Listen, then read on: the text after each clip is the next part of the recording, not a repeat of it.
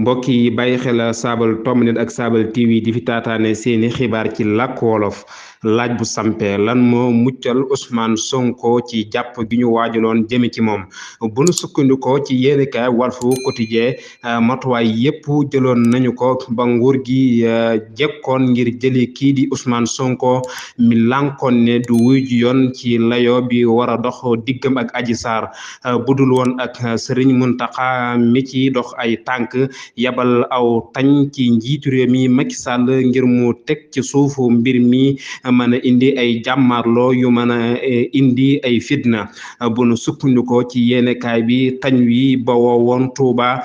doonul woon ngir wax ak njiitu réew mi ci diisoo yu mu woote waaye ngir dox tànki jàmm la ngir muccal Sénégal ci fitna goo xam ne wakkan yu bari mën nañu cee rot ñuy xamle ne waxtaanu Serigne Mountakha yu ñu waxoon ne moom lañu doon indil Macky Sall dañu ko wodde ndaje mi rek ndax ndéggat yi ak lépp la aju ca kàddu yooyu tasaaroon fépp te ku ne mën na cee jot